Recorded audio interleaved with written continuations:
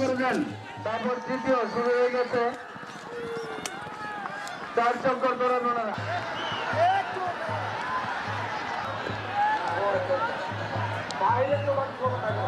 বিগত আমি 20 বছর পরে দেখলাম, খুবই ভালো লাগলো। ভবিষ্যতে এরকম খেলা উপস্থাপনা করলে খুব ভালো লাগবে। ছোট থেকে এখন পর্যন্ত ঘোরার তো দেখিনি, আজকে প্রথম দেখলাম। তাতে দেখে অনেক ভালো লাগলো। অনেকদিন পরে একটা ঐতিহাসিক খেলাটা দেখলাম।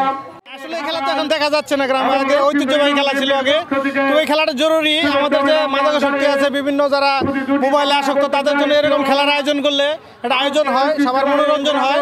আজকে ঘোরাদৌড় দেখলে অনেকেই আনন্দিত হইলাম। আমরা চাই যে প্রতি বছর এরকম আয়োজন হোক।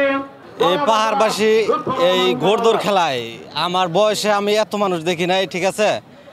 এই মানুষ পাহাড়বাসী অনেক আনন্দিত এই খেলা ঘোড়দৌড় দেখার জন্য। আমার এই বয়সে কমপক্ষে 15 বছর পরে দেখলাম আমি খেলাটা ঘোড়দৌড়। ঘোরার আসলে অনেক বেশি ঘোরা হয়েছিল এখানে। আমি এটাতে দ্বিতীয়বার খেলা দেখলাম, আমার কাছে খুবই ভালো লাগছে। আমি ময়মনসিং থেকে আসছি। আমার ঘোড়া 1 নাম্বার দাপটে প্রথম স্থান অধিকার করেছে। আল্লাহ তাআলার কাছে আমি অসংখ্য ধন্যবাদ, এবং অনেক সুষ্ঠু এবং সুন্দর একটা ঘোড়দৌড় আমরা উপভোগ করেছি।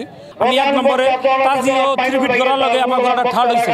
আমার একটা বন্ধু ঘোড়া নিয়েছি, এই ঘোড়াটা আমার 1 নম্বরের দাপটে থার্ড হয়েছে। ময়মনসিং থেকে আসছি, দাপটে ফার্স্ট হয়েছি। ভালো লাগছে, ভালো ভালো ঘোড়া আছে, খেলা দেয় দেশ বিদেশ।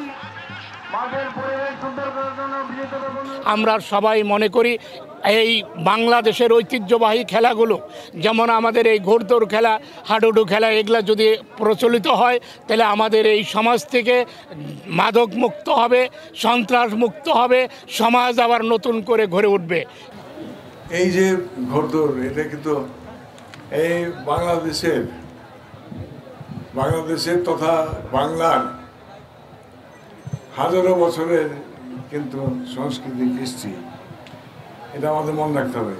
এগুলো আমাদের রক্তের মধ্যে মিশে আছে, তাই না? যেমন হাডুডু খেলা, কাবাডি আছে, ভলিবল আছে, তাই না? এগুলো কিন্তু আমাদের গ্রাম্য খেলা এবং আমাদের দেশীয় খেলা।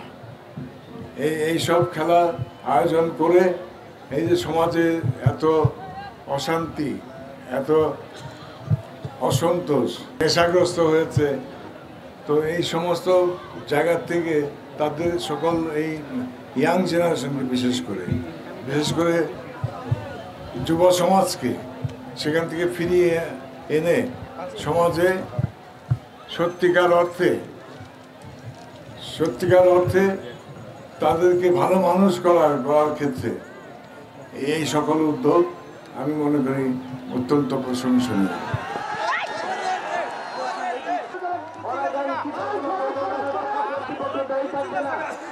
মায়ের